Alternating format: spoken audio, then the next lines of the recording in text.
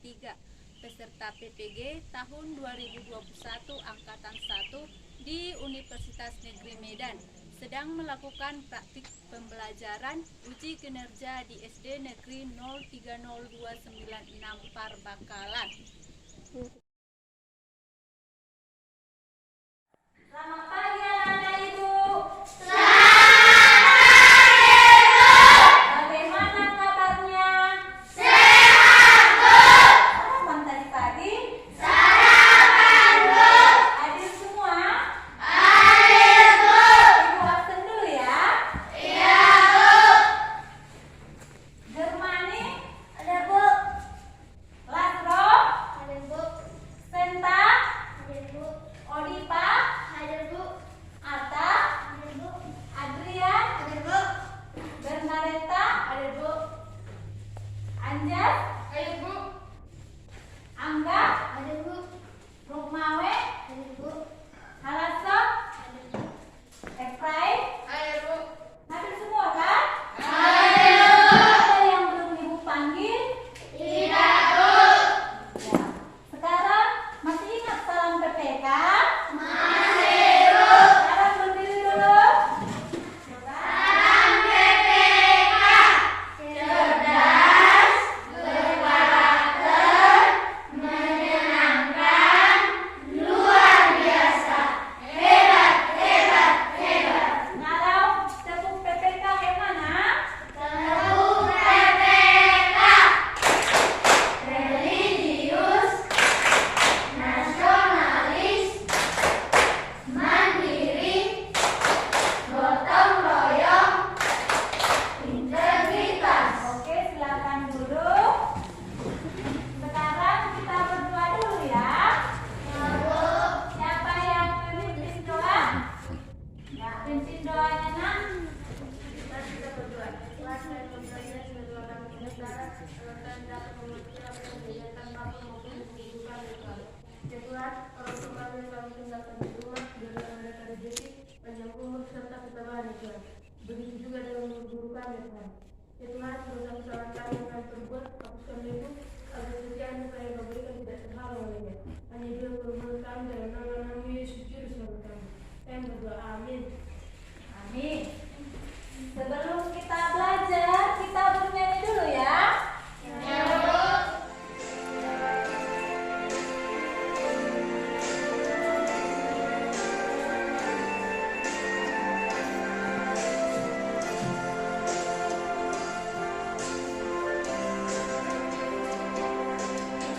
Satu nusa, satu bangsa, satu bahasa kita.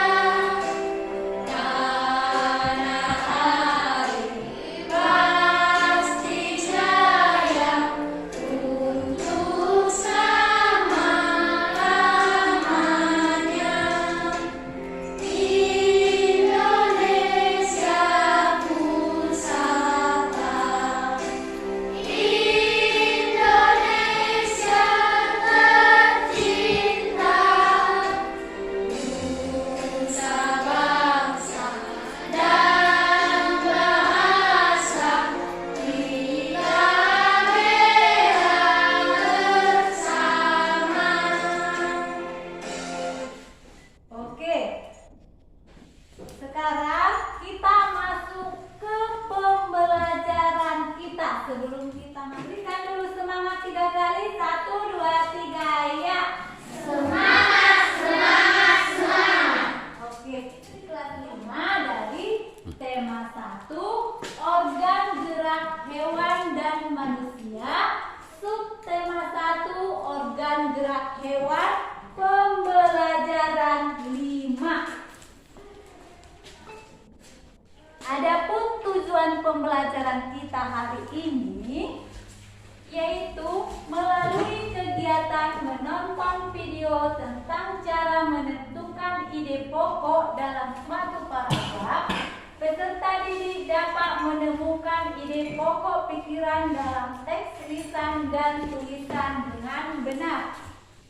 Dengan mengamati cerita teks yang ditayangkan di slide PPT, peserta didik dapat membuat pertanyaan-pertanyaan sehubungan dengan pokok pikiran dalam teks lisan dan tulisan dengan tepat.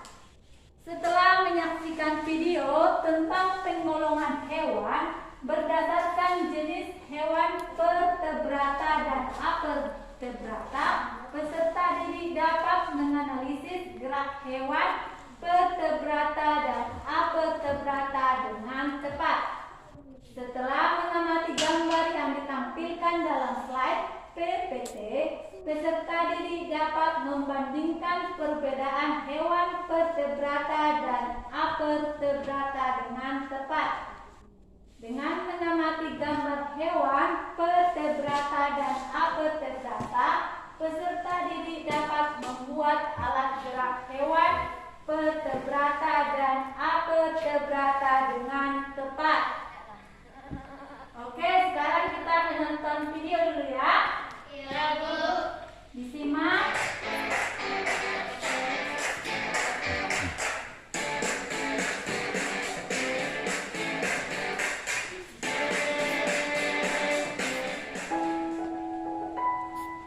Menentukan ide pokok pada sebuah paragraf. Ide pokok sama dengan gagasan utama, gagasan pokok atau pokok pikiran utama. Ide pokok adalah ide atau gagasan yang menjadi pokok pengembangan paragraf. Dalam satu paragraf hanya ada satu ide pokok. Ide pokok terdapat dalam kalimat utama. Kalimat utama adalah kalimat yang berisi pokok pikiran utama atau ide pokok utama dan menjadi dasar untuk mengembangkan paragraf. Di dalam sebuah paragraf terdapat kalimat utama dan kalimat penjelas. Kalimat utama pada sebuah paragraf terletak di 3 posisi. 1 di awal paragraf disebut dengan paragraf deduktif, 2 di akhir paragraf disebut dengan paragraf induktif, dan 3 di awal dan akhir paragraf disebut dengan paragraf campuran. Selain kalimat utama, di dalam paragraf terdapat beberapa kalimat penjelas. Kalimat penjelas adalah kalimat-kalimat yang isinya merupakan penjelasan, uraian, atau berupa rincian-rincian detail tentang kalimat utama suatu paragraf. Kalimat penjelas adalah kalimat-kalimat yang bersifat khusus dan berfungsi untuk mengembangkan gagasan utama pada sebuah paragraf. Kembali ke ide pokok terletak di kalimat utama. Ide pokok bisa sama persis dengan kalimat utama dan bisa juga tidak sama persis tetapi diubah susunan katanya. Contoh menentukan ide pokok pada sebuah paragraf. Contoh 1. Reptilia adalah segala jenis hewan yang berjalan melata atau merangkak. Contohnya adalah ular, kadal, buaya, dan penyu. Mereka bertulang keras dan memiliki sisik pada kulit. Umumnya mereka bertelur di darat, walaupun ada juga reptilia yang melahirkan anak. Reptilia adalah hewan berdarah dingin. Suhu tubuhnya menyesuaikan suhu udara laut. Namun, hal ini tidak berarti hewan reptilia suka daerah dingin. Reptilia tidak tahan hawa dingin. Tidak ada reptilia yang tinggal di daerah kutub. Tentang kata melata atau merangkak yang ada pada kalimat utama. Jadi ide pokoknya adalah reptilia. Contoh 2. Indonesia memiliki kekayaan alam yang sangat melimpah. Kekayaan alam tersebut terdiri dari kekayaan alam yang bersumber dari darat, laut, dan dari dalam perut bumi. Kekayaan alam yang bersumber dari darat misalnya hasil hutan. Sedangkan kekayaan alam yang bersumber dari laut, misalnya ikan, rumput laut, dan mutiara. Sementara kekayaan alam yang bersumber dari perut bumi, misalnya minyak, batu bara, emas, timah, nikel, dan sebagainya. Kalimat utama pada paragraf di atas terdapat pada kalimat pertama, yaitu Indonesia memiliki kekayaan alam yang sangat melimpah. Ide pokoknya adalah Indonesia memiliki kekayaan alam yang sangat melimpah. Oke, demikian tentang ide pokok paragraf. Ide pokok adalah ide atau gagasan yang menjadi pokok pengembang paragraf. Sudah mengerti dari video tadi? Sudah. Jadi apa itu pengertian ide pokok? Ide atau gagasan yang menjadi pengembang paragraf. Dalam satu paragraf terdapat berapa ide pokok, Halason? Ya, dalam satu paragraf terdapat satu ide pokok. Sekarang Ibu buat contoh, yaitu dari teks bacaan ini. Siput bukanlah hewan lemah. Siput menurut sebagian orang dianggap sebagai hewan yang lamban dan menjijikkan. Bahkan karena gerakannya yang lamban, tidak jarang orang membanding-bandingkannya dengan kelinci. Siput juga dianggap menjijikkan karena tubuhnya yang penuh lendir. Dalam teks paragraf yang pertama, mana ide pokoknya? Siput menurut sebagian orang dianggap sebagai hewan yang lamban dan menjijikkan. Ya, bagus. Siput menurut sebagian orang dianggap sebagai hewan yang lamban dan menjijikkan. Untuk paragraf 2, siapa? Orang Mawe. Coba baca, apa itu paragraf 2 itu? Coba baca. Sebenarnya siput memiliki kelebihan dan keistimewaan. Kelebihan dan keistimewaan siput ini merupakan karunia Tuhan yang tidak dimiliki oleh hewan-hewan lain. Apa saja kelebihan dan keistimewaan tersebut? Oke, yang terdapat di dalam paragraf 2, apa ide pokoknya? Sebenarnya siput memiliki keistimewaan. Ya, bagus, semua mengerti ya. Sebenarnya siput memiliki kelebihan dan keistimewaan. Paragraf 3, siapa membacakan? Odipa. Sekarang Odipa.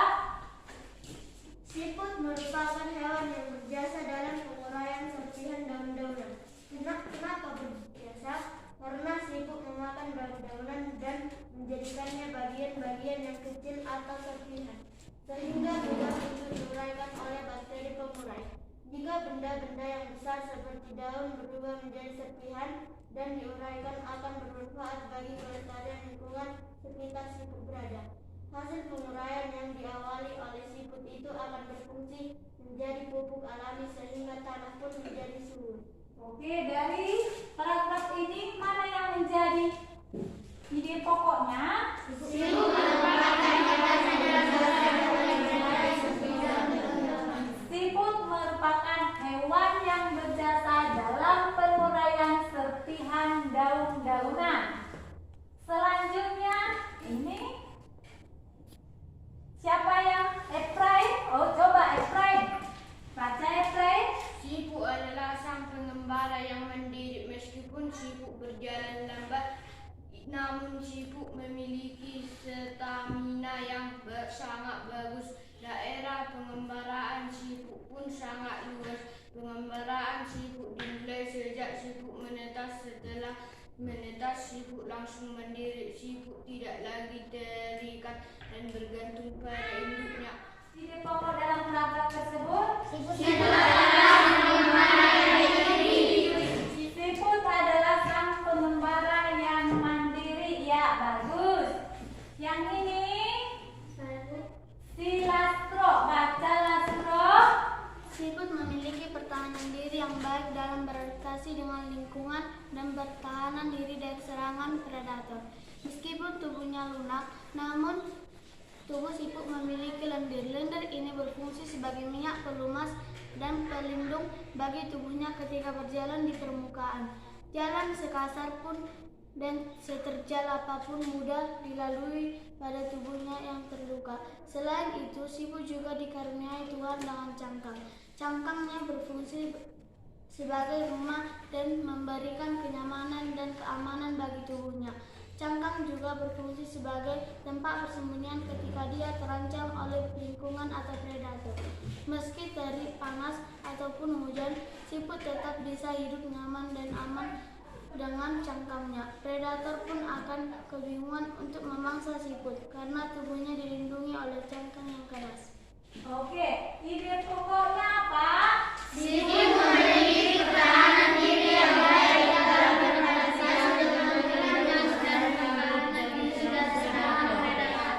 Iya, siput memiliki pertahanan diri yang baik dalam beradaptasi dengan lingkungan dan mempertahankan dirinya dari serangan predator. Ini coba Senta baca. Jadi siput adalah hewan yang lemah. Siput adalah hewan istimewa yang memiliki banyak kelebihan. Siput diciptakan Tuhan dengan kekurangan sekaligus dengan kelebihan. Begitu juga dengan manusia, diciptakan Tuhan dengan kelebihan dan kekurangan. Oleh karena itu, kamu tidak boleh menyombongkan iri dengan kelebihan yang kamu miliki. Kamu juga jangan minder jika kamu kekurangan. Oke, ini ada ide pokoknya berapa?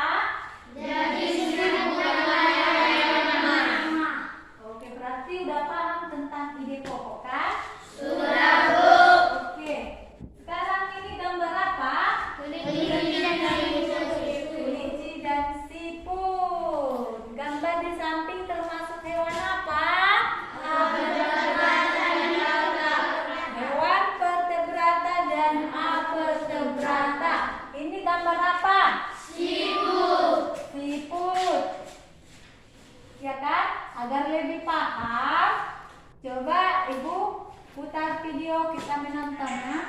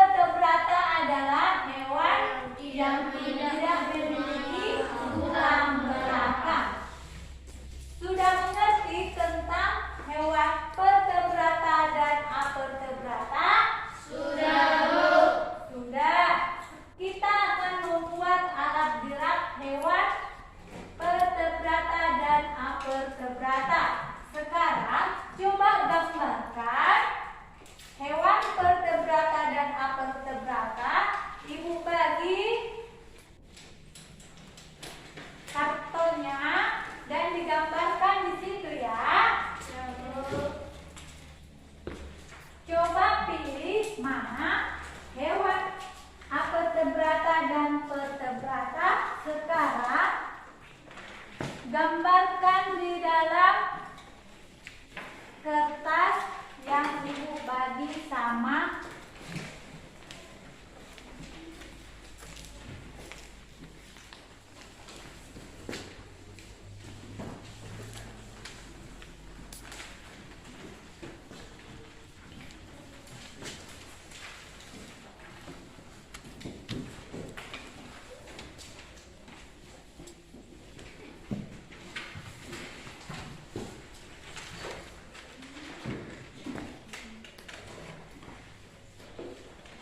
Gambarnya sudah digunting?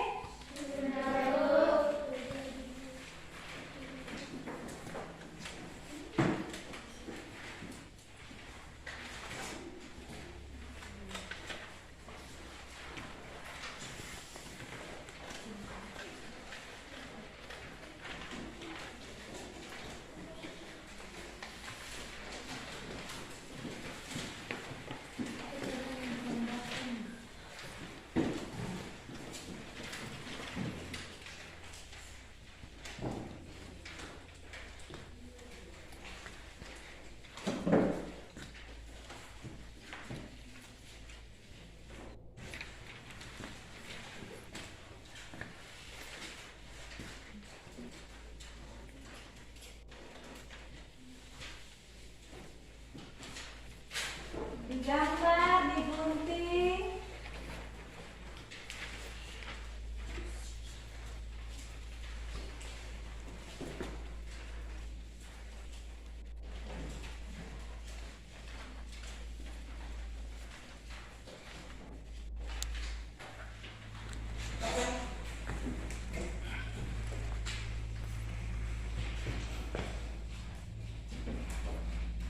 Sudah digunting anak-anak? Sekarang kita buat, ambil diri, kita lengketkan. Apa alat geraknya ini? Kaki kita lengketkan.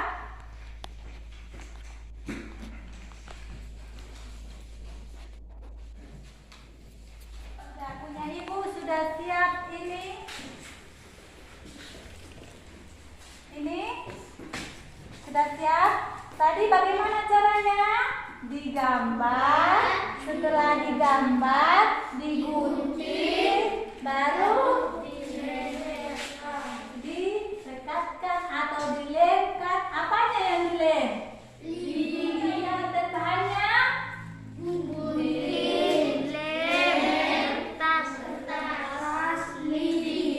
Sekarang angkat ke atas biar ibu nilai. Ya, angkat ke atas anak-anak hasilnya. Coba. Ya, bagus. Ibu nilai satu-satu ya.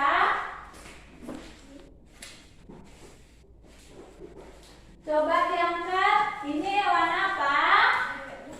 Bebek itu termasuk apa? Vertebrata. Anta ini warna apa? Termasuk? Bagus. Gajah. Senta? Ikan. Gambar apa? Bebek. Apa itu?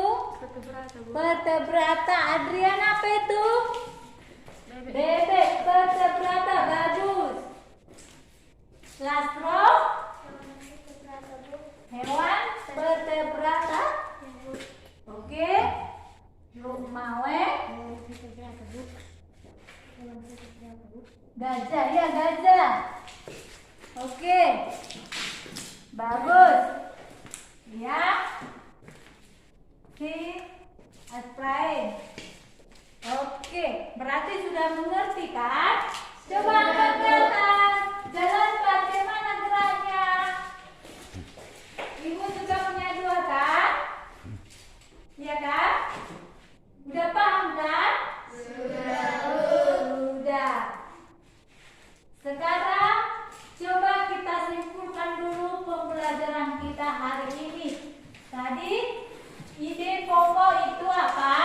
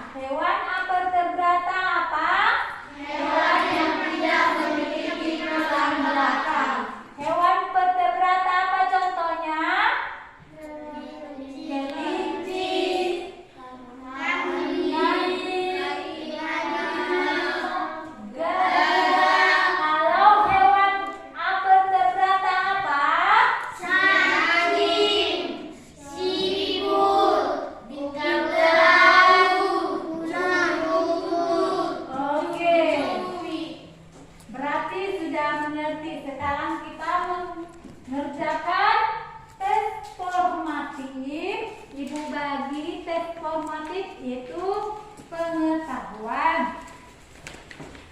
Dikerjakan ya. Ibu bagi ya.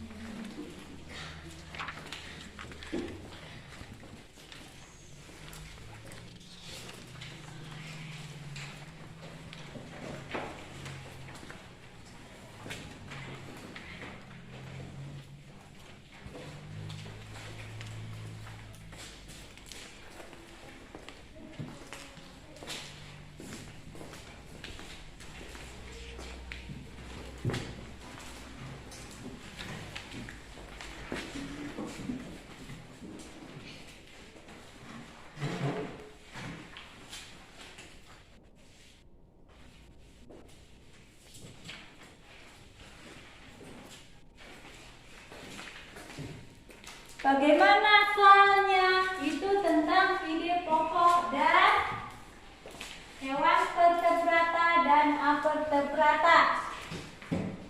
Dikerjakan nomor 1. Itu ada pilihannya.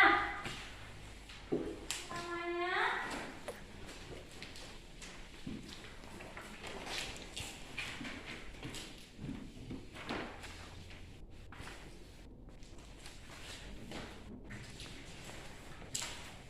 ada yang belum mengerti tentang soalnya?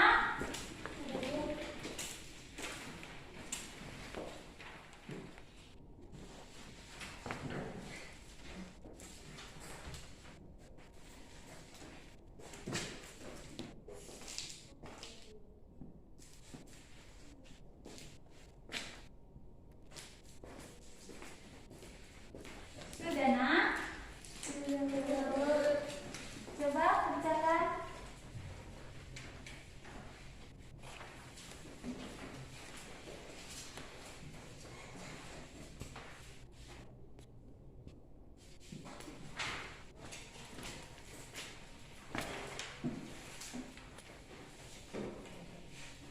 Dikerjakan dengan semangat. Itu tentang ide pokok. Tadi sudah mengerti ide pokok, ya kan? Tentang hewan vertebrata, avertebrata. Sudah siap? Sudah. Ibu kumpulkan ya. Ya, Bu.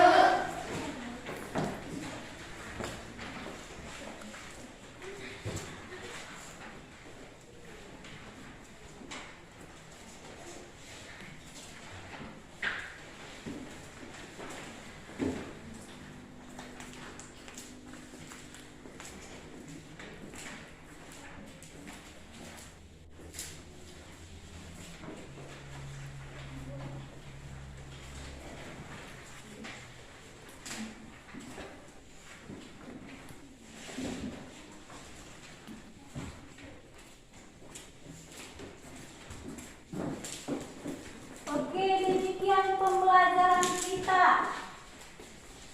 Untuk minggu depan kita masuk ke pembelajaran 6 ya anak-anak. Ya, Bu. Minggu depan kita belajar organ gerak dan manusia, subtema 1 organ gerak hewan. Itu pembelajaran 6 untuk minggu depan. Dibaca bukunya ya nak. Ya, Bu.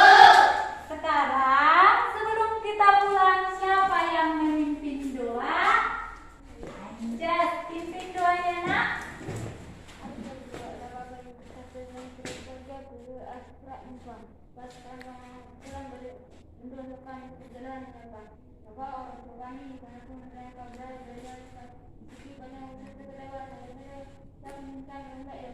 Jawaban didengungkan karena anak Yesus berkata, amin.